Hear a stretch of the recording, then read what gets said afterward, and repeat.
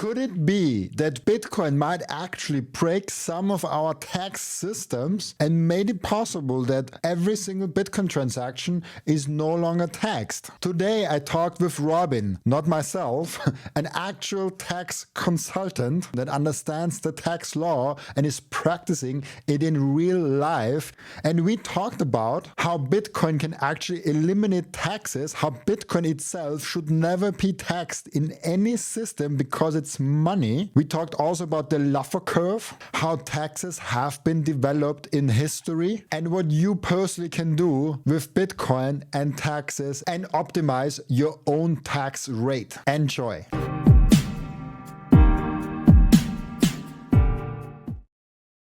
Hi, Robin. How are you doing? Everything fine on your end? Yeah, good. Thanks, Robin. All good here. How about you? I think we should, in every question answer, we should always call our names out. Like, hi, Robin, how are you doing? I love that. In the UK, we can do it as a drinking game. So anyone who's listening, every time they hear the word Robin, they have to do a shot. that will be quite successful, I think. But yeah, before we get into all the topics, maybe give us some brief overview for the few people that haven't seen your stuff and are not aware of what you're doing, who you are, and especially why you're excited about Bitcoin. Okay, yeah, so I'm Robin Thatcher. On X, I'm known as the Bitcoin and crypto accountant. So I'm a UK accountant working specifically in Bitcoin, but I do work in crypto as well. Boo, I know, but I do, everyone needs their taxes doing. So I work with HMRC in the UK on policy and regulation as well. I'm part of Crypto UK, which is a trade group where we sort of advise HMRC on policy and tax rules. Myself, I'm a big Bitcoiner. That's why I always say, I do the tax on crypto, but I don't touch crypto anymore. I had my phase. So yeah, I've sort of come around very similar to your own journey, actually. I sort of came around through Bitcoin, sort of thinking it was a bit of a Ponzi scheme. And through trying to disprove Bitcoin, I proved Bitcoin to myself. So I sort of came around through that route, and now I'm a big Bitcoiner. I go to events and speak at events in the UK and hopefully in a bit of the EU this year. I think I'm speaking hopefully at Prague. Martin, if you're listening. And yeah, so I'll be out and about at the events as well. It's always good. The Bitcoin community is the best community in the world. I'll say that as well. Yeah, the Bitcoin community is quite fascinating. Like everyone, like 99% of people greet you with open arms. I've said that already a lot on the podcast. All the things that I'm doing right now is only possible because the Bitcoin community is super open and generous. Otherwise, all the things that I'm doing now might happen in like 5 years because it just like takes more time. But I wanted to start with an interesting question. I think a lot of people think about that because they see Bitcoin as money. And in money, it does not make sense to be taxed with transactions. If you just have money, you just like have it and you can spend it and you can do whatever you want. Now there's talks in the USA about like de minimis, how is it called? Like the thing that up until $600, you don't have to pay capital gains tax. There's, for example, in Germany and in the Czech Republic, the rule, if you hold Bitcoin for a certain amount of years, you don't have to pay capital gains tax. It was also true in Austria. If you still have Bitcoin in Austria from before February 2021, you also don't have to pay capital gains tax on that. Otherwise, you do have to. And I have that long-term theory that Bitcoin will be only very minimal or not even at all taxed in the very long run. I'm not talking like this year or like the next 5 years. I'm not talking like 20, 30 years in the future. How do you see taxes progressing up until now, the last like 16 years on Bitcoin? And how do you think taxes will be developed around Bitcoin in the future? Great question. And there's a lot to digest there. So how's it progressed over the last 16 years? Well, certainly in the UK, but given what you've just said as well, various countries and the way they've sort of gone from, they've drawn a line in the sand at a certain point. So in the UK about 2018-19 was when they first really recognized it as an asset, along with what we call crypto assets. That was when they first started recognizing it for tax purposes. Basically, before that, in the UK, it was gambling. And I think a lot of governments sort of followed that path where they just didn't really pay attention to it before that. It wasn't big enough, it wasn't interesting enough, and it wasn't going to generate them enough money. After that sort of date, which, like you said, with Austria, when they sort of said with 2021, they've sort of drawn a line in the sand and gone, actually, there's money to be made or tax revenues to be made here, and they've started taxing it. I think the problem with specifically the UK, but I think other jurisdictions follow this as well, is that they don't separate Bitcoin from other cryptos at this point, which is one of the problems that we need to address, which, to your point, I'll come to in a bit about future taxation. I think that's going to address one of the bigger sides of it. Until they do that and they group it all together, the problem you've got is you're taxing a massive amount of assets in one pot. I think that sort of comes to your point about money as well. I mean, I think Bitcoin is money. I don't think it should be taxed. I think taxing it is wrong. But I think getting to that point comes from a lot of understanding, a lot of research, a lot of podcasts, a lot of listening to people. And our governments aren't at that stage yet. They're nowhere near that stage. Their advisors aren't at that stage. So the difficulty is getting them to that stage. And to your point, I think it is a long way in the future. What I see happening is separation of Bitcoin from crypto. As Bitcoin becomes more established and you can't, I'll give an example, and please don't hate on me, anyone listening for this, but XRP, I don't see the utility of it. I don't understand it. I'm never going to invest in it. So why would XRP be in the same bracket as Bitcoin from a tax perspective when they're two very different assets in the way they work? So I think when you decouple Bitcoin from the rest of crypto from a taxation purpose, it becomes a lot easier and simpler to give what I'd call progressive tax policies. Now, the other thing I'd like to add here is from a personal point of view, I genuinely believe that taxation is theft. Okay, I don't think taxation is fair. It was in the UK, it was a temporary measure brought in to fund the Napoleonic Wars in 1799, and it's remained since. Just to reiterate that, it was a temporary measure, and it's remained since 1799. So the taxation as it stands at the moment doesn't make sense. Not just of Bitcoin in general. So I'm happy to pay tax, but I think I need to know where my tax is going, what it's paying towards, why I'm paying so much. All of those things, I think, are answers that most countries can't give at the moment. So I think overall, internationally, tax needs reform.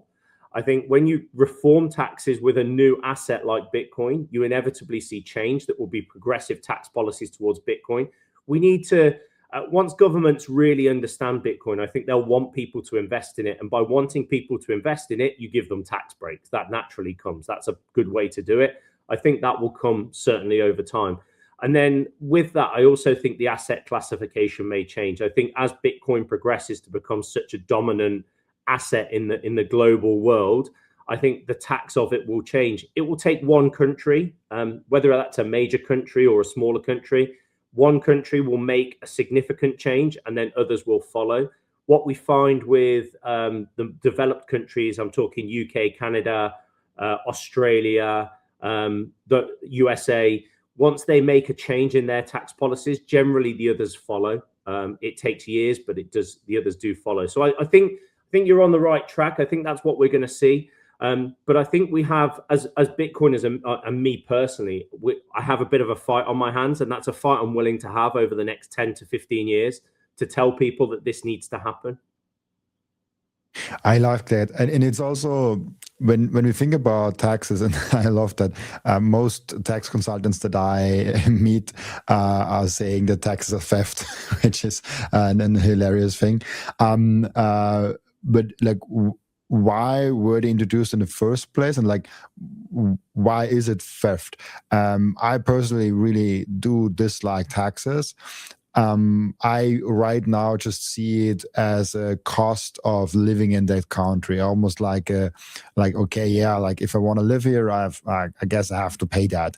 If I don't want to pay that, I can move somewhere else. I can be like in multiple jurisdictions in not one country longer than like 6 months, and or move to Dubai, or like go somewhere else. Like there's many different avenues you can go through, especially if you have work like me that it's just like I can be anywhere. I just need a white wall behind me.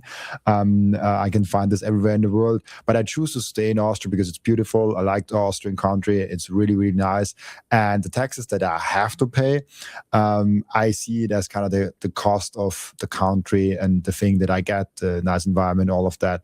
But at the same time, I'm like, it's such an overblown system, and cutting the taxes in half would probably be really good, because then the government would be forced to save a lot more money. Now, some countries are already doing that. Austria is doing some interesting things where they cut down on spending. I think for the first time since I watch politics since a very long time, where I actually see a government saving a little bit, even though they still spend more than they make, but they're trying a little bit here and there to actually save, but not enough by any means. But let's go because you briefly mentioned it, like why they were introduced in the first place as a temporary measure, and why are they still here? And then it's like, I guess, theft. So from my perspective, the reason I think that I'm with you, so I don't mind paying tax. Okay, I live in a democracy, and I think a democracy works. But I think the democracies that we currently live in have been going for hundreds of years without change, or I hate to use the word reform, but reform. Because what you need really is to start again. We've got so many historic principles that have just rolled over and continued because they've always been there. So to give you an example, income tax in the UK started to fund the Napoleonic War in 1799. It was a temporary measure. The government needed money to fund fighting Napoleon, right? It's continued since then, because why would a government that's making money and getting money in stop it? They have no reason to stop it. But actually what's been lost along the way is the reason that they did it. Now, I get they did it to fund a war. I'm not saying we should do it to fund wars. I don't agree with that. But I'm happy to do it if it funds certain things about the lifestyle that affects me. If it funds government and the government is functional, I'm happy to pay tax. If it funds a lifestyle, like you said, you have a nice lifestyle, you enjoy your life, you know, your potholes are fixed on your road, you've got nice towns to go to, all of those things, police are in the community. All of these things, they contribute to a lifestyle that you have. If I'm paying towards that through income tax, I've got no problem doing it. What I think has happened historically and moving forward is that you've increased government sizes. Government spending doesn't really get reviewed because what they spend their money on, it doesn't necessarily change. To your point, again, you talked about spending cuts. They so rarely happen. But why do they so rarely happen? Do they ever look? I'm not in government, but do they ever look at what they're spending and go, actually, do we need to spend that? Local councils, do you need 500 people working for your local council? Maybe you do. Maybe, you need that funding and you need all those people. But does anyone actually look at it from the bottom up? And I sometimes think if we started again, we could almost start from the bottom up and reverse engineer it and say, well, actually, how much money do you need as a government? Therefore, how much should you be taxing?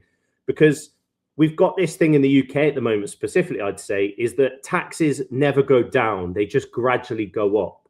But the quality of what we're paying for isn't going up. It's decreasing rapidly, I'd probably say. Obviously, in the UK, we're a bit different. We have the NHS, but the NHS is struggling. It needs more money. Now, there isn't any more money for it to get, but there would potentially if we cut our spending down, if we stopped borrowing so much money. I would genuinely make the point to you here, Robin. In the UK, I think we pay quite a lot of tax, actually. But I would happily pay more tax over the next 5 years if it meant that my lifestyle was going to get better in 5 years' time for me, for the next generation, for my kids, all of those sorts of things.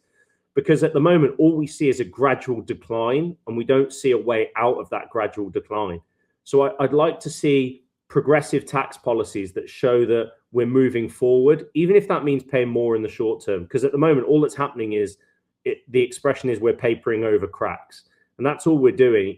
In 3 years' time, the next government's going to have the same problem. And I think that's, to an extent, an international problem. I think we never just look at what we do and how we do it and start again. And that's probably what we need to do. I also see, because it sounds easy of like, hey, we want to cut down government spending. But I actually see now the last year what is happening in Austria. The government actually tries to cut here and there on government spending, and opposition goes really hard against that. And what has been happening, all the government parties have lost a lot in polls, and the opposition got a lot stronger, like a lot stronger. Now, I'm actually for the opposition party more than the government parties in general, but it's just like it almost seems there's an incentive to not cut down government spending, because this means someone that got money gets now less money, even being this like cutting down on pensions, cutting down on social spending, cutting down on like subsidies for people, and cutting down on other things. Like I don't have an answer to that at all. I'm just like super interested, because like it seems like there's an incentive to keep on spending, and there will be a point where just like everything breaks down. So what you've said there is really true. And the way I would word it is, what is the government's incentive, right? So the government's incentive should be to make the country a better place. But the one thing the government has to do and wants to do, and that's reiterated by your point, is they want to preserve power. They don't want to lose power. So what's gone wrong there is the sight of the end goal is lost. If I was in government, for example, and you get a set time generally, say I had 5 years, I would say to myself, right, and I'd say it to the public, right, we're going to have a pretty tough 5 years, but at the end of the 5 years, we're going to be better off, okay? But what that would mean is I'm not going to get re-voted in, and I'd have to accept that. I'm not going to keep power. My job is to make the country a better place, and I know that in 5 years I will have done that. But what's happening at the moment, to exactly what you've said, is the opposition are then increasing their popularity because they're going to make things better for people. And actually they're not. They're just going to paper over the cracks. So all they're doing is they're changing that. They're increasing spending again. They're increasing borrowing so that they can maintain power.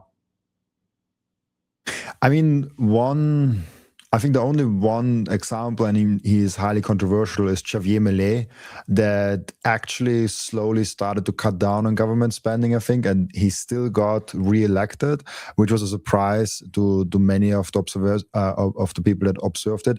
Now, I'm not in Argentina. I've not a deep understanding what his politics are. The only thing that I know is the people that I know from Argentina telling me that they actually like him, and that he actually cuts down a lot on spending of the government, not as much as he promised, not at all. Like he also said, like he will destroy the central bank. Argentina's central bank is still around, so there's a lot of things that he hasn't done.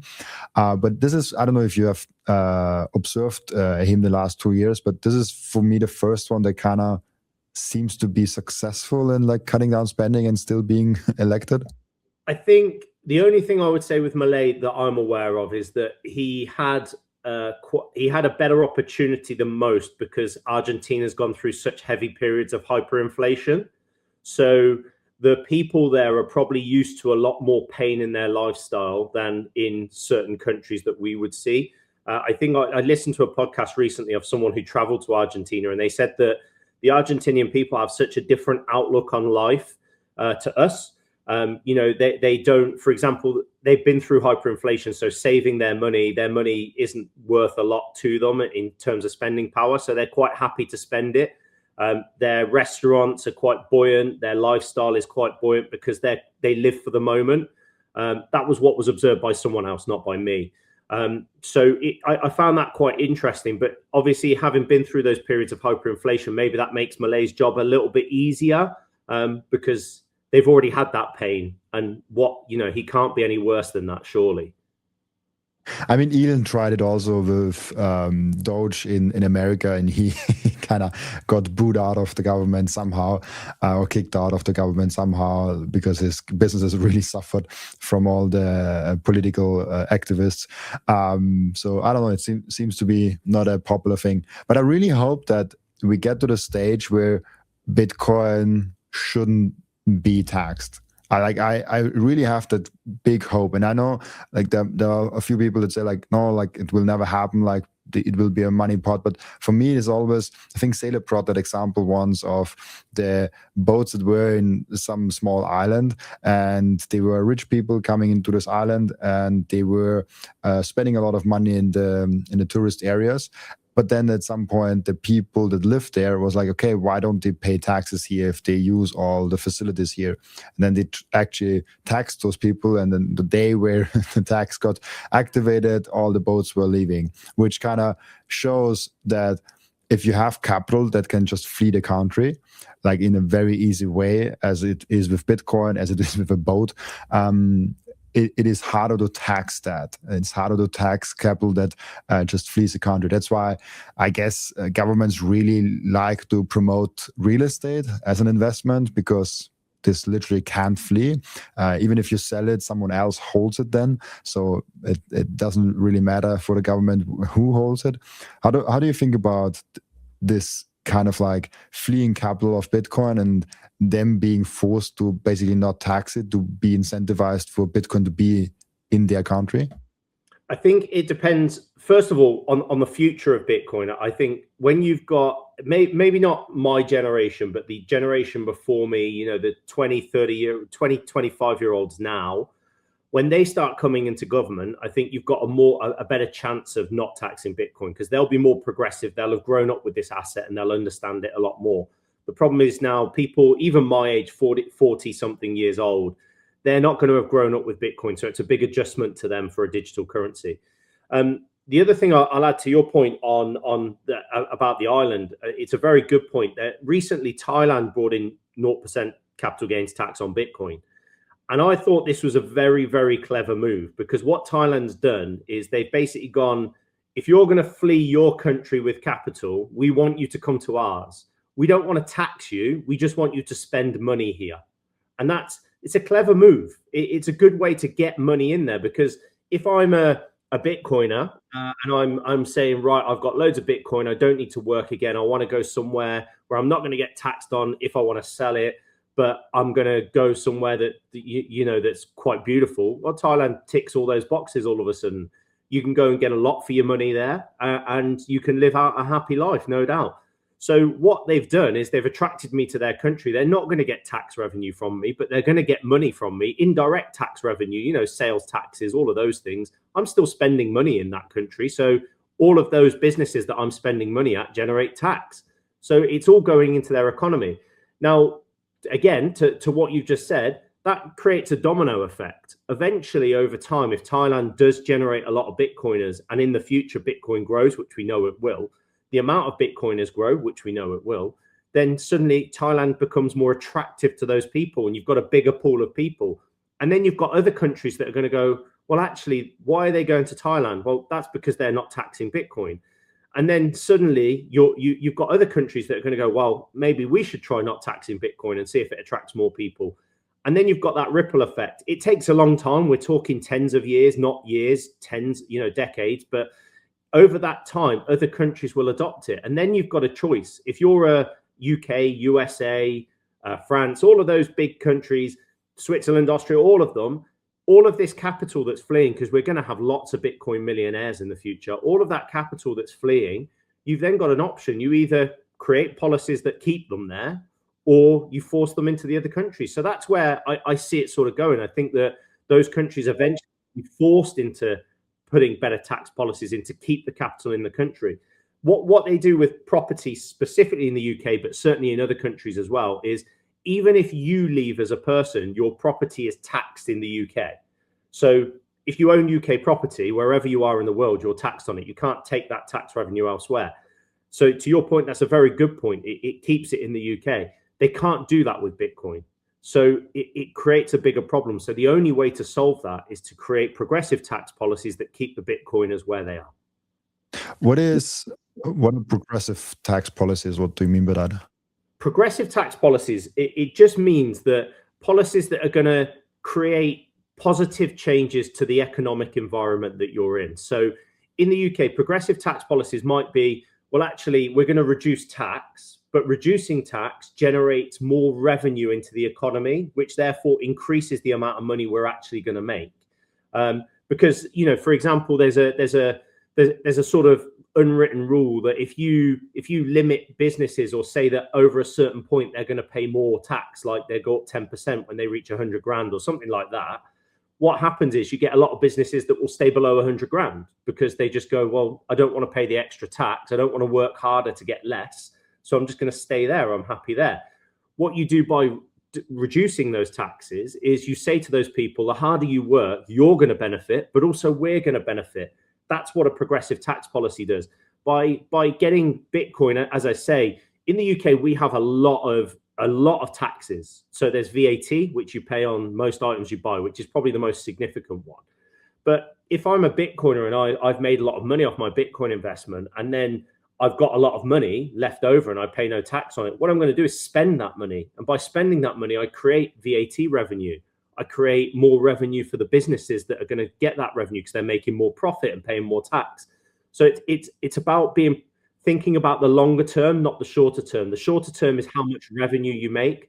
The longer term can be, well, how much more will people spend or make, and therefore have more tax to pay if we have the right tax policies in place. The first thing that every Bitcoiner does, and the most important activity that every Bitcoiner keeps on doing, is buying Bitcoin. And I personally use Relai to buy and sometimes also spend or sell my Bitcoin. And there are two main reasons why I do so. The first one is it's Bitcoin only. They do not do any shit coins. They do not do any cryptos, any stocks or anything else. This is a tool, an app that is fully focused only and solely on Bitcoin. The second one is self-custody. They give you the keys to your Bitcoin the moment you buy them. You never give them the control over your Bitcoin, and you don't have to trust them because you can verify that you and only you have the keys to your Bitcoin. There's no third-party risk. There's no freezing of your assets. There's no rug pulling. There's nothing of that. Download Relai, the app, on your phone, or go to relay.app on your browser and use code Robin to save fees and get cheaper Bitcoin. I want to tell you about something very special to me. It's called Microseed. If you hold your Bitcoin in self-custody, and you should, you know how critical it is to secure your seed phrase. You should not have them on paper. You should not have them on anything else than titanium. With Microseed, you can engrave your 12 or 24 word seed phrase, the entire seed phrase, onto a 1-inch small washer. Yes, just one washer. All 24 words on that one washer. You can hide that thing everywhere. And even better, you don't need to buy a new kit every time you have to get a new wallet. You can make unlimited backups because Microseed is not selling the washer. Microseed is selling the device that stamps the washer. So you get the full kit with the device, with the washers, with the hammer, with everything you need to get started today, and you can make with that unlimited amount of backups. Go now to microseed.io. How would you actually, I've thought about that question like sometimes already, but how would you design a new country from scratch, their tax policies? If you have to kind of make some income to make some kind of things, or would you just say like, let's try it without taxes? I would start without taxes, definitely. I would build from the bottom up. I'm a real big believer in the moment. This is in business, but in government, in life, is that the biggest problem is when people say, why do you do something that way? Because we've always done it that way. That's the wrong answer. What we need to do is find out why we should do it that way. So I think in a democracy that tax is likely a cost of living. I think that makes sense. I think you need it. But I think you need to know what you're paying for in a lot more detail. So that's why I'd start from the bottom up. So if I was going to, when you said it, I was thinking of, if you've seen Joe Bryan's video, I was thinking of what's the problem and putting myself in Satoshi's shoes on the little island. I'd start off with nothing. And then as we have a cost that's required, you know, healthcare or government or all of these things, we would start building tax on that and how we get that revenue. But for me, it wouldn't be a decision of one person, and it wouldn't be a decision of a government as such. I'd probably want the people to decide via I only learned recently that in Switzerland, I think you get a referendum if you get over 100,000 votes against something that's going to go into law. So I'd start something like that. If a percentage of the population wanted a referendum on whether we should do something, I'd put it to referendum. And then the control lies with the people. And I think that would be a good thing. Although I'm not sure that every person in the world would want to choose their own destiny. I think that's human nature as well. I think, yeah, like Switzerland is one of I think the best examples for direct democracy. It works good, people are informed, and they have very good measures in place for direct democracy. We had, I think, one or two politicians already from Switzerland on the show. But I 100% agree, like eliminating taxes and basically introducing a service fee is a very good way. And I like the word fee more than taxes, because fee implies that I'm paying for something specific. Like, okay, I do not want to get rid of my own trash, so I want to pay a fee for someone getting my trash. I want to have nice roads when I'm driving the car. I'm paying someone to make the roads nice. like there's specific fees that I'm willing to pay. Like the same thing is like the StreamYard tool that we are now using. It's not free. I have to pay a fee to use it because someone has to maintain it, update it, and all of that. Like that makes sense. Taxes is like maybe for a social safety net. I can get around that, where there might just people that really need it, that have some incapabilities, that need the social safety net. But it's a hard discussion, because then there's a lot of people that try to misuse the social safety net, and then the people that actually need it get scrutinized, because like it gets like lower for them, it's not as good for them. So there's a lot of complicated topics in there, but I think the only real reason for like a general tax for me is a social safety net, and I think we don't have to put 50%, maybe 5% taxes on that. I'd agree. And I think that's a good way to look at it. I think in the UK, what we have is a real complex tax system and loads of taxes that are taxed on different things. So to your example, we call, when you pay for your bins and roads, I think that comes under council tax, which is a separate tax from your income tax. So then you've got your income tax that goes to the government, and you've got inheritance taxes, and you've got all these things. I think it should just be one flat tax that you pay. It goes towards X, Y, and Z, whatever that is. And then, like I say, if there's things that you need to contribute towards that needs more money for anything, then that should be put to vote. I mean, one of the things, obviously, everyone talks about wars, and it's easy to talk about wars because, you know, there's political reasons why countries get involved in wars that they shouldn't do. You know, UK funds certain things within Ukraine. I'm sure we fund certain things in Russia as well, if I looked in the detail. But all of those things need to be communicated to the general public. The other thing that happens in the UK that we certainly saw during COVID times was you end up with people in power take advantage of their power. So, for example, it's not, if I'm an MP, I can sell a contract to my friend at a higher price because he's my friend, and he can give me a cut of that contract. But actually, the person that's paying is the public via the public money that comes in. And that's a big problem, I think. I think we need people that are accountable within power, that can say where the money's being spent. Like you say, it's a fee. It's being paid on this. It's being paid for the police or whatever it is. And then we can decide if it adds the value that we want it to our lives. 100%. I know this is different from every jurisdiction. Like UK is different from Austria. Austria is different than America, Canada, or like Australia. But are there general tax tips that you can actually like give to people, other than like I don't know, like because like you buy it, you sell it, maybe not selling is probably a good idea, then there's no capital gains tax on it? Well, definitely, I would think worldwide, if you don't, at the moment, there's not many countries that I'm aware of that offer what we call unrealized gains taxes, where if you've not sold anything, you pay tax. Australia were talking about bringing it in. I'm not sure if they have brought it in yet. That last year they were talking about bringing it in. I think one of the issues, and this is to your point about Bitcoin not being taxed, I think one of the issues we will see is that countries will make it worse before it gets better. And I do see that unrealized gains tax is a possibility.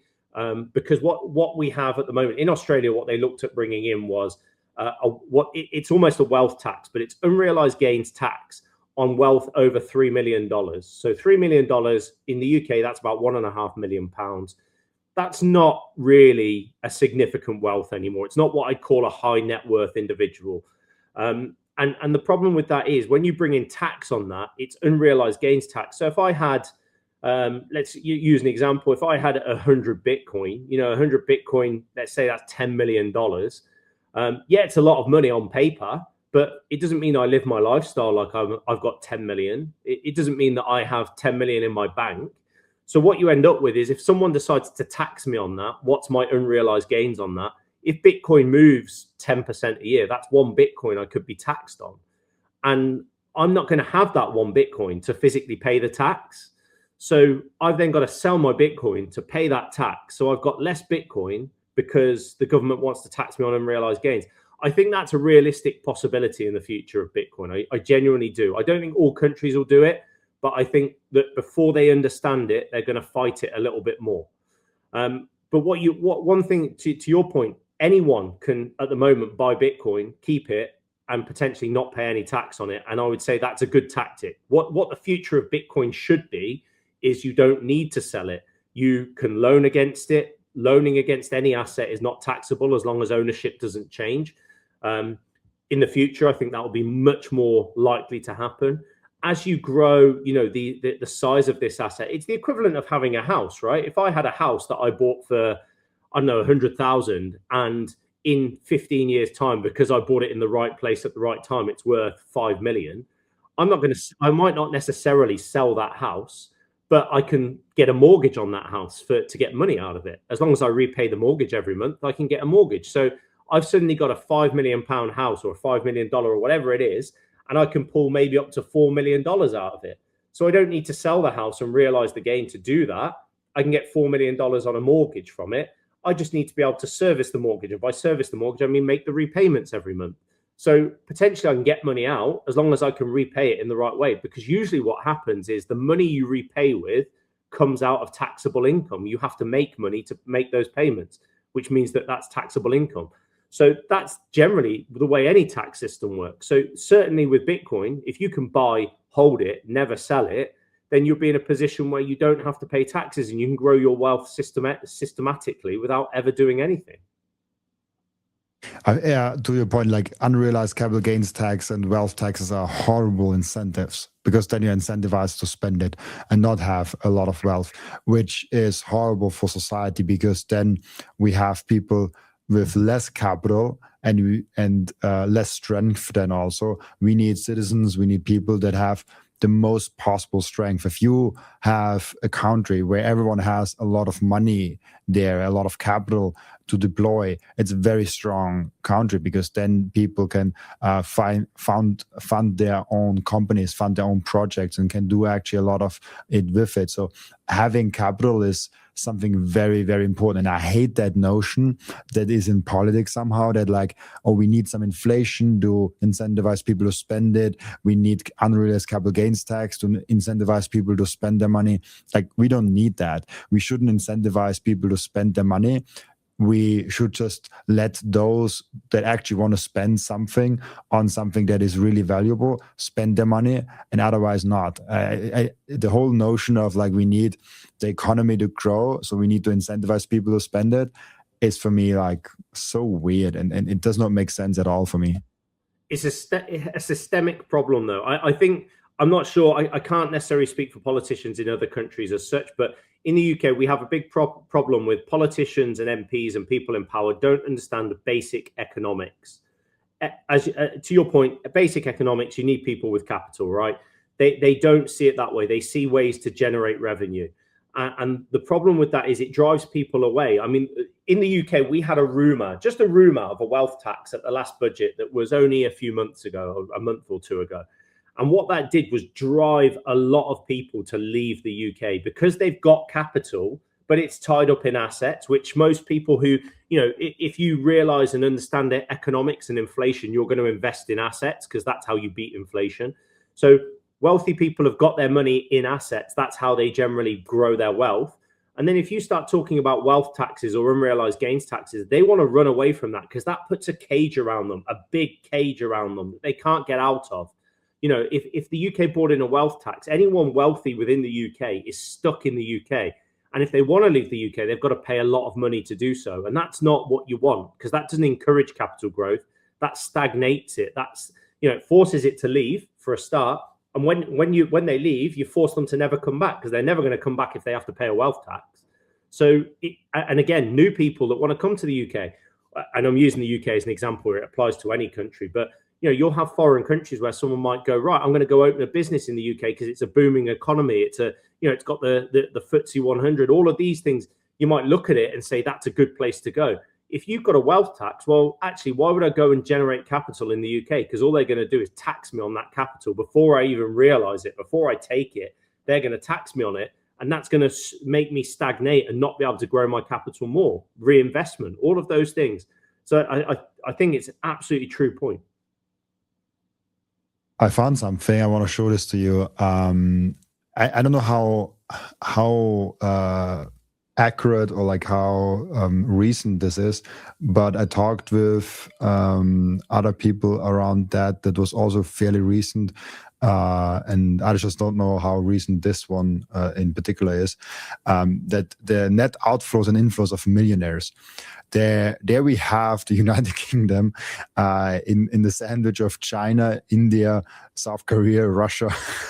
And it's like the UK shouldn't be with those countries, with China and India and South Korea. I know why Chinese millionaires are fleeing the country. I know why Indian millionaires are fleeing the country, especially because I have an Indian girlfriend also. Russia, I can also see. And I know why they are going to the United States, to the UAE, Singapore, Canada is weird. But like they fleeing there. I think Malta, I also recently heard Malta in the EU seems to be also very attractive these days for millionaires. And this is, like, if I see this as a politician that is in the UK, all red flags should like really alarm me of like, we have to do something very different in the UK. This should not be the case that so many people leave. Now, there's a few things that go on in the UK. There was also the Brexit. I don't know if that has had anything to do with that, or like people fleeing the country or not. I'm not sure. I'm not a fan at all of the EU, but I don't know what the effects of the Brexit was also in the United Kingdom. But this is not a good development. Not at all. So I think I read a similar stat yesterday that at the moment it's hundreds of millionaires every day are leaving the UK. So it's not a good stat. I think a lot of it is down to tax. Taxes. So what you have is millionaires generally are happy to pay tax. They've got no problem with paying tax. But when you are increasing the amount they pay very gradually, they start to grow resentment towards that. And to your point, what I would say, and I haven't got a graph for this, but I'd say the lifestyle in the UK has declined. Crime has probably gone up in certain areas. Definitely, I can talk for my area. It's gone up in London. People will tell you it hasn't, but it certainly has. Immigration is a big problem over here, and I'm not saying immigration is a problem in terms of people coming into the country legally. I think illegal immigration is a problem. I don't have a problem with immigration, but I do have a problem with having a daughter who walks around on the street when there's illegal immigrant males, criminal males walking the street who can't be traced. I don't know. I haven't got stats for how much of that's going on, but that's sort of the issues that we're seeing. And I think the lifestyle one's a good point, because people are paying more and getting less. And if you're a capital investor in any way, paying more and getting less just doesn't work for you. You know, if you're a millionaire and you've made all your money through making, you know, assets appreciate, if you realize that your lifestyle is getting worse, but you're paying more for it, well, you're going to look at that. And then when you bring in, I talked about it a bit earlier, but there was a big rumor last year about a wealth tax. Well, every single one of those millionaires would have got tax advice, and their tax advisor would have said, if a wealth tax comes in, you are stuck. Because I'll use a real crude example. If I've got 10 million pounds in assets that I've never paid a penny of tax on, let's say I invested 2 million, built it to 10 million. I've got 8 million of unrealized gains there. So I'm a millionaire, but I've never really realized that I've got 10 million of assets. I'm probably living like I've got 10 million of assets, but I've got 8 million of unrealized gains. A wealth tax suddenly slams that if I want to leave, I've got to pay tax on 8 million pounds. So tax on 8 million pounds, probably a percentage, somewhere around 20%, close to 2 million pounds. That's a big tax number. If that's a fifth of my wealth is going to be eaten up by a wealth tax or an exit tax. So people would have run thinking, well, I'm going to leave before they implement that. So those sorts of things just really cement that fact. That coupled with the fact our government is not working in the UK, being quite frank, they're just not. One of the biggest things I have, Robin, is in the UK, when we elect someone, you have what's called a manifesto. A manifesto, it says what they're going to do if you vote for them. If they come into power, it's what they're going to do. The government that we have lied on their manifesto. They said they will not raise taxes. They've raised taxes twice since they've been in power already. The fact that there's no repercussions for that is scary to me, because how can someone tell me they want me to vote for them, this is what they're going to do, but actually just lie about it in total, total lies. And then if I vote for them, they get into power, they do the exact opposite of what they've said anyway. I've got nothing that I can do. You lied to me. You stole my vote from me, but there's nothing they can do. So I think when you couple all of that together, things are getting worse. The government is getting worse. There's no way, people can't see a way out of the problems that we've currently got. And that's, again, specifically for the UK. And I think that's where I would be as a person. I mean, I speak to clients all the time who've left the UK. I spoke to someone yesterday who's moved to Portugal, and they said, I haven't moved necessarily for tax. I haven't moved necessarily for education or all these things. I've moved because I get a better lifestyle, and I'm worried about where the UK is going, not just where it is, but where it's going, because it's not getting any better. It's only getting worse. And sort of to what I said earlier, I think to get better, things have to get even worse than they are now. If someone came in and said to me, right, I'm going to make things better, but for the next 5 years, it's going to be pretty hard, that would make sense to me. No one can tell me they could come into power tomorrow and fix the UK, because they couldn't. So that worries me, because until someone comes in and says that, we're 5 years from getting better. So that's just getting worse by the day. That's crazy. And this is literally what I hear from almost everyone in the UK. I found even something more recent, and it just makes the problem for the UK even double as big. They're saying that in the 2025, twice as many high net worth individuals were leaving the UK than in 2024. So like from 2024 to 2025, it literally doubled, and the UK is now ahead of China. More people leaving the UK, high net worth individuals leaving the UK, than high net worth individuals leaving China. I just wanted to bring that because like this is a more recent study from 2025. It seems like the whole 2025 data is in there.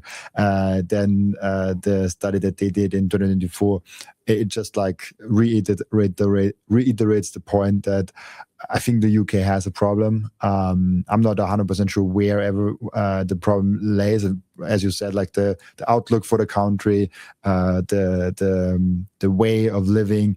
You can live cheaper and better in Malta, in Portugal, in Spain, and you don't have to deal with the UK, which is quite interesting actually to witness. Man, this is crazy. I think the other problem there is from an economics point of view. What we're seeing in the UK is a lot of the narrative that comes out is attacking wealth, that wealthy people should pay more. But actually, I think I read a stat, and I might be slightly off with my figures here, but I think I read a stat that 1% of the 1% wealthiest in the UK pay something like 80% of the tax, right? So they already pay a significant proportion of the tax that comes in, the tax revenues. But people don't realize that. They think that because they earn more or have more, they should pay a higher percentage. Now, what they do inevitably when you say that is they leave. They just go elsewhere. And what that does is it creates less business, less revenue in terms of our businesses have less revenue because there's less people to spend their money. There's less tax coming in because they're not paying tax in the UK anymore. you know, there was a one specific case of the guy. I think he founded Revolut, and he was his stake in Revolut is worth something like 4 billion, and he's gone to the UAE now. So what that means is the UK lost about 1 billion's worth of tax revenue in one person, because the policies were just not good enough to keep him in the UK. But no one sees that as a problem, and it is a problem, and it's happening so much that we're losing. You know, all that happens now is the pool of highest taxpayers gets smaller, and therefore the burden of their tax that they were paying comes to the rest of us. So that's economics as a basic. So therefore they have to raise taxes going forward, and I think we're going to see more tax rises. And I don't know where that goes, because I don't see how people can pay more tax at the basic level and have a lifestyle in the UK. But it's going to happen because the numbers don't add up. You are, I think, 100% sure of, like, aware of the Laffer Curve, and I think it's an amazing display of, like, why a higher tax rate doesn't mean more money for the government.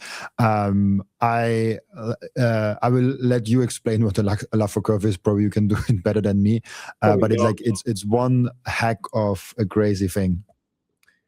I would always recommend. ChatGPT gave me the best description of a Laffer Curve ever, and I'd love to go get it again. I haven't got it in front of me, but it's the basic economies of scale. You know, you don't, by getting more tax, you don't get by increasing taxes, you don't get more revenue.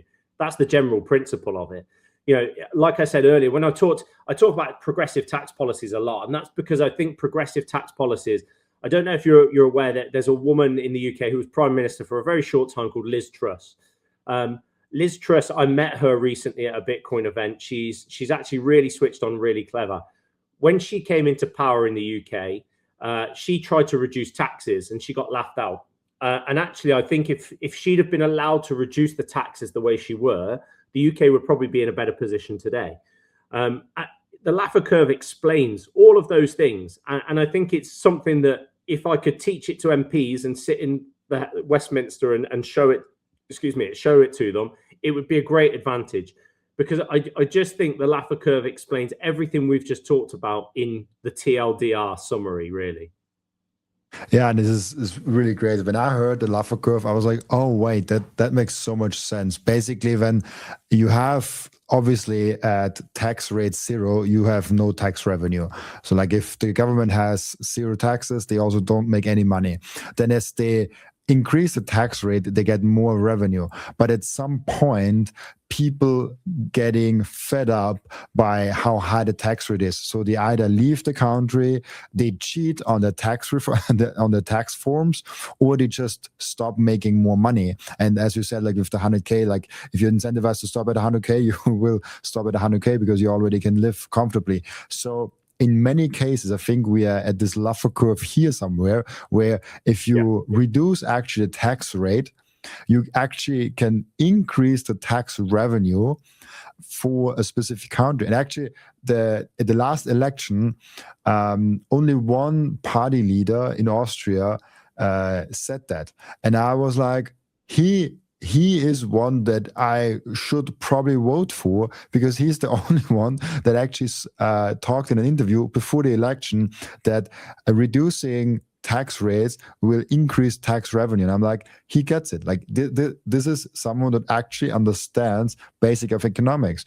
Everyone else is like, yeah, we have a problem with our budget. We have to increase taxes to get more money so we can balance the budget. I'm like, that's such a stupid calculation. Like, you have no clue how economics works. I 100% agree. And that's why I said to you earlier that MPs should be basic level economics and understand it, because it's not just about what, you know, again, what's their remit as an MP. Their remit is to make the country a better place. And by doing so, it's not as simple as increasing percentage increases revenues, because it makes a less efficient population. I mean, I see it all the time.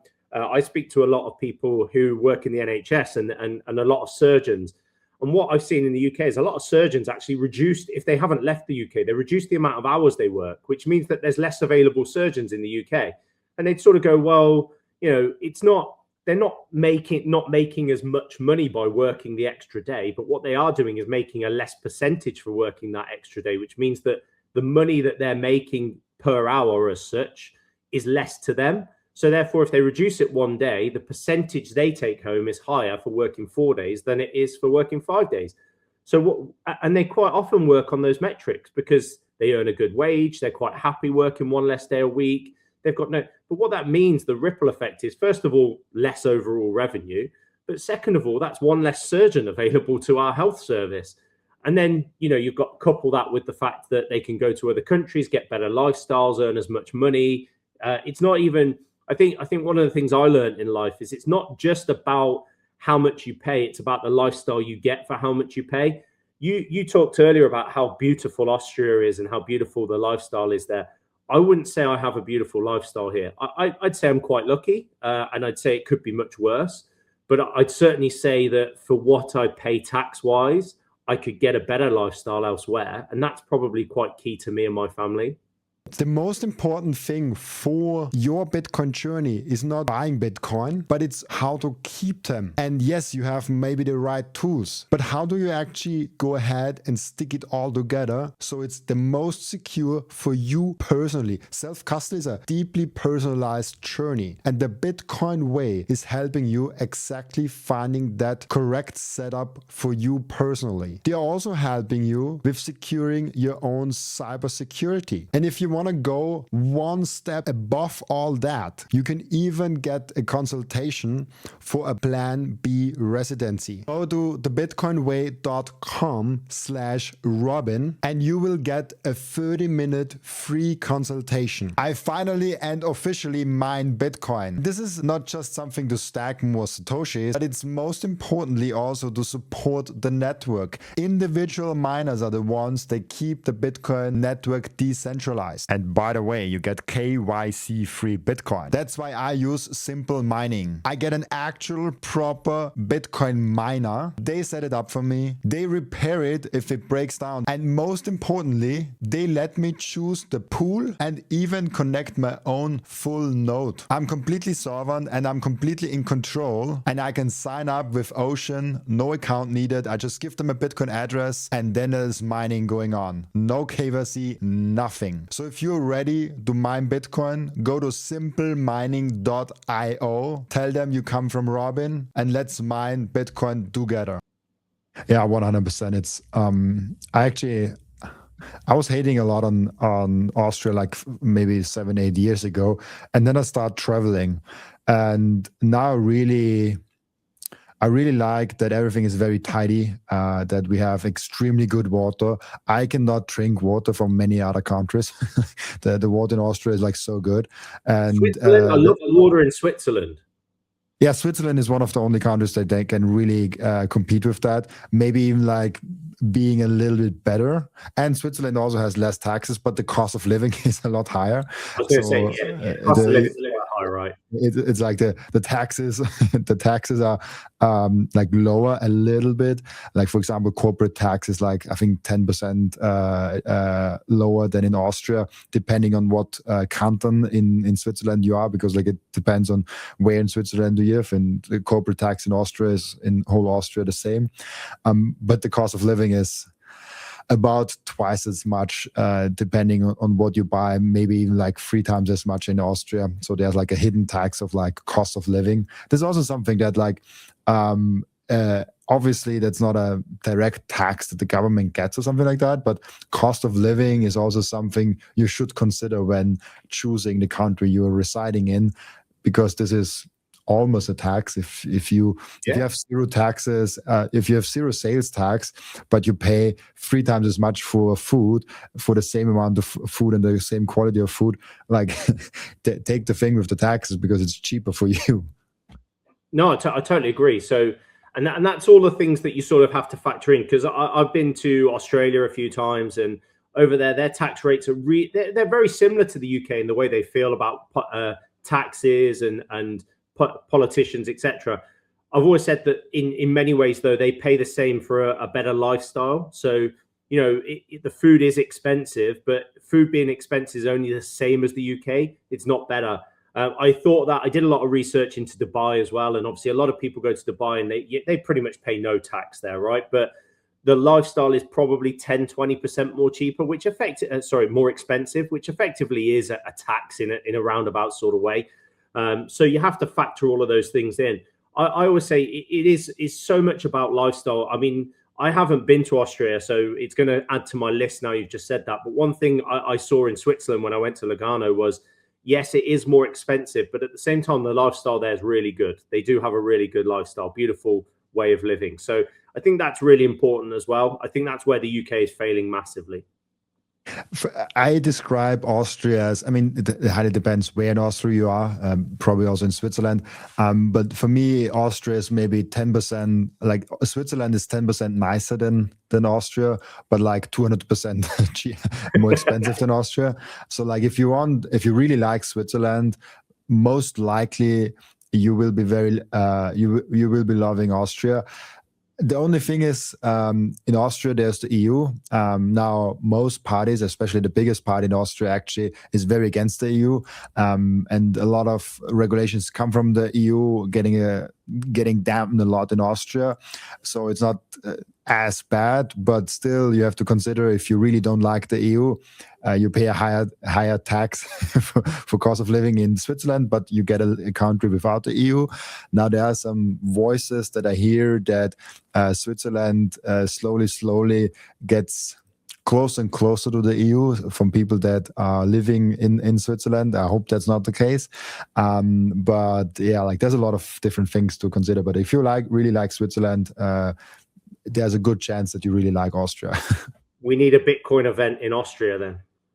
Yeah, 100%. I actually, at some point, if not a good one comes, I will just like do it myself. Because we had one really big one, but German speaking, not English. I would like to have a big English speaking conference in Austria. I might even combine it in the future somehow with BTC Prague, because Prague and Vienna is one direct train from each other, and the train is just like 4 hours. So you can literally drive from Vienna to Prague in 4-hour train ride, super cheap. It's like 20 euros or something like that, or 30. And having a pre-conference in Vienna, just like one day before Prague, and just like coming together, have some like special thing. Like not this year, but might come next year. I'm thinking and actually planning a little bit for that. I will mention it to Martin and Matthias when I speak to them as well, and I will say that's a great idea, because I think that's a really, really good idea. And I'd be happy to speak there if you'll have me. Austria is the home, like Vienna is the home of Austrian economics, and so having something there, like I think would be really cool. Yeah, I'm also speaking actually with Martin and Matthias, both of them in January, and I'll probably bring them the idea as well. I was like, hey, like, I think this could be really cool as a side event, as a pre-event for BTC Prague, because I'm a huge fan of Bitcoin Prague. Me too. There's one question that I ask each and every one of my guests, and the question is, what can we learn from you besides Bitcoin? I will add with you, and besides taxes. It's a great question. And I feel like one of the things that I find really interesting, we talked about the community earlier, and I'm sidestepping a little bit, but one of the things I find really interesting is that when people like you and I speak as Bitcoiners, those shared values that we have almost align us so much. It's something I've found astounding about the community, because I get on with Bitcoiners so much more than some of my fiat friends, I'd call them, because we have so many shared values in what the world really is and how money really works and all of those things we can talk about. What would someone learn from me outside of all of those things? Well, I think that's really difficult. I mean, I think one of the things I spoke about here is probably one of the biggest lessons I've learned over the past couple of years, that is, life is about how you live, not what you spend money on. And what I mean by that is, we talked about lifestyle a lot, and I think lifestyle is something that we as people, or certainly in my world, in the finance world, we miss a lot. We have this quest to make money or or become millionaires or whatever it might be. But actually, what can really be valuable is the life that you lead, whether it's family, whether it's friends, whether it's travel, whatever it is. The lifestyle you lead it's not about the destination, it's about the journey. And if you can live your life like that, I spent a lot of time building my business. I spent, 15 hours a day working, and I realized that actually I already had everything I needed at home, which meant me, to me, that meant the most that I could ever have.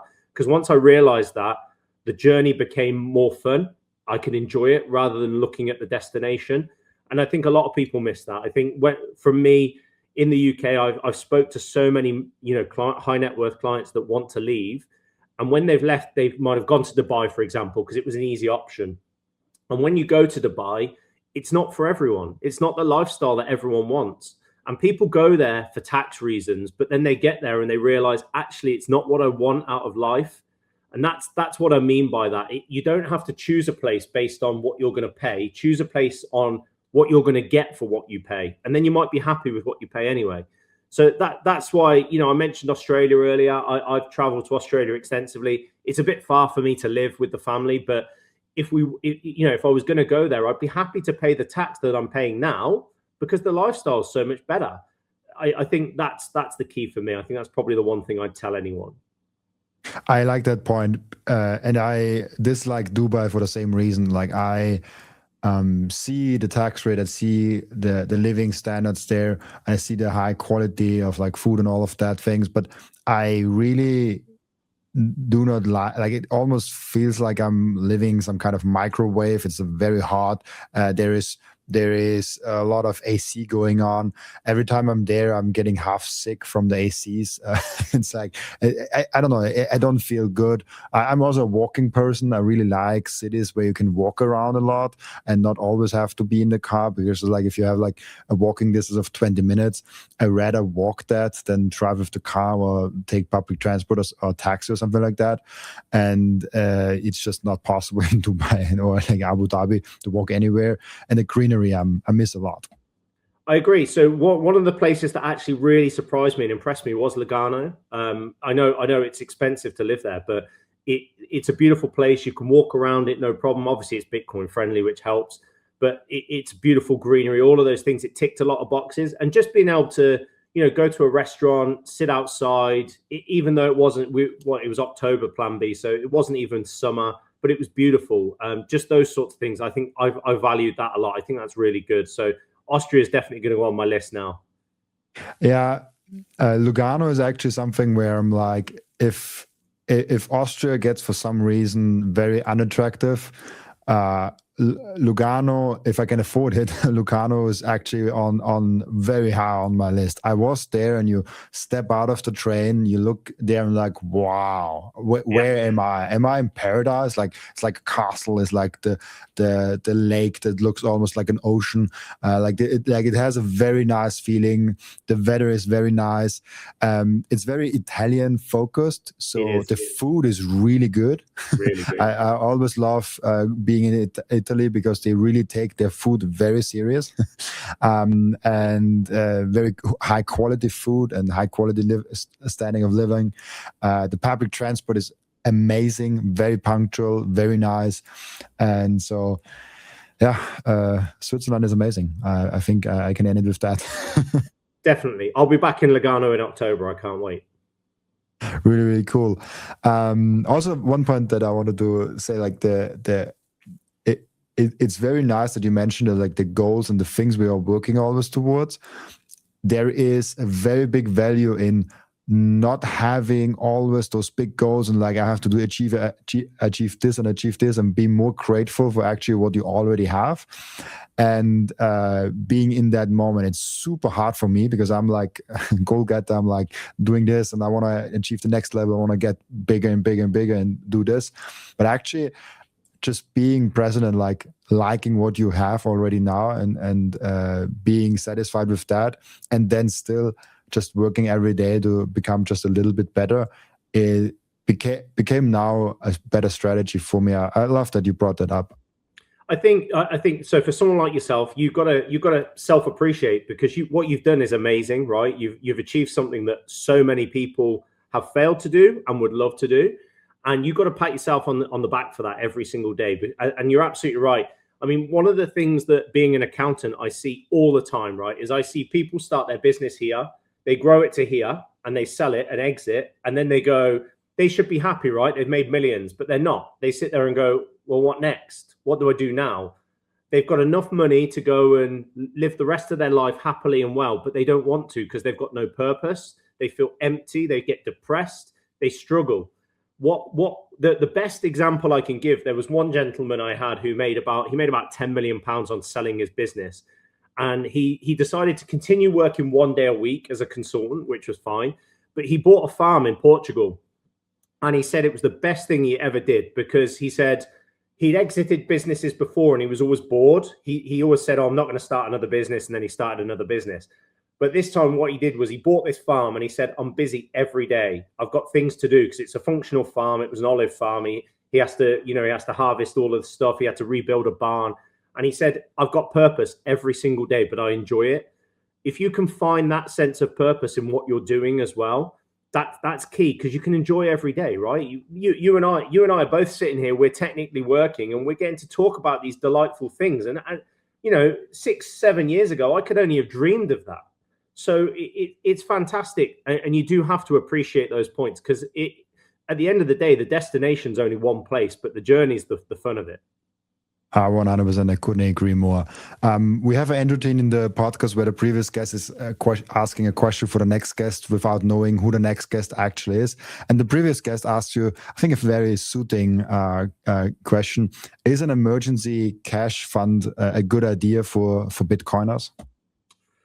Do you know what? This is something I battle with myself all the time, because I don't see the value in fiat money, but running a business specifically, you have risk, right? So it depends on, the answer is, it depends on your personal circumstances. If you don't ever want to sell Bitcoin, that I don't, and there's an element of risk that your income could potentially stop tomorrow for any given reason. I'm self-employed. So if I got hit by a bus tomorrow and was hospitalized, potentially my revenue stops. So if I had no cash, I'd have to sell investments. So I think you have to look at that on a personal basis.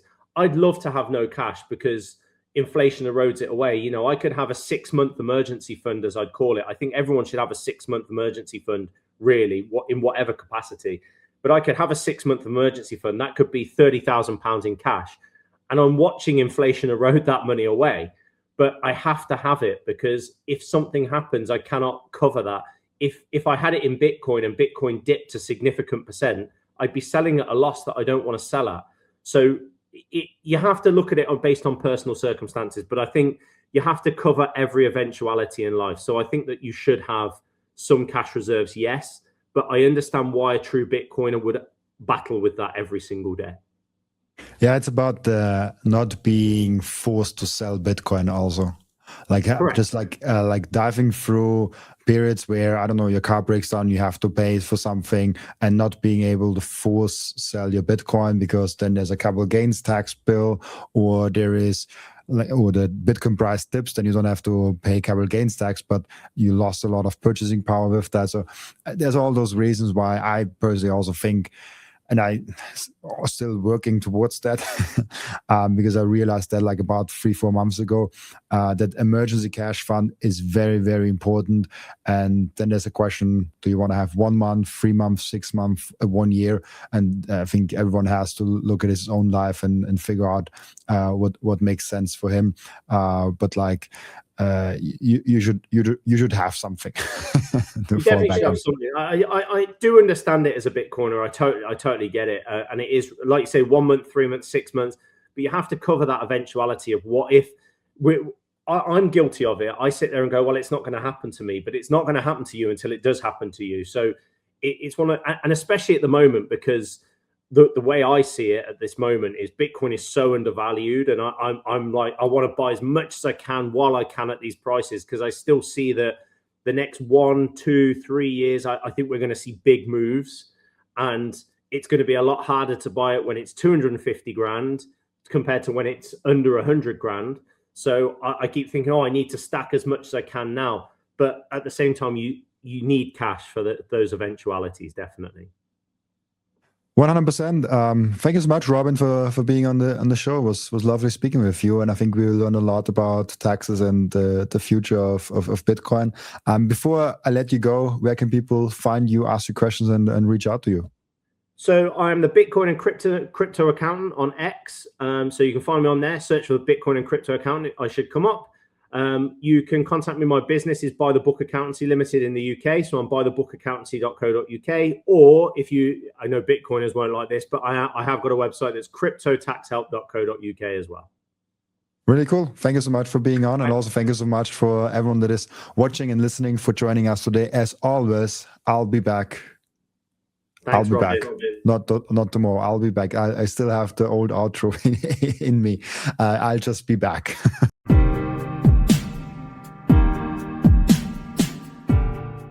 This content is for educational and entertainment purposes only and does not constitute financial advice.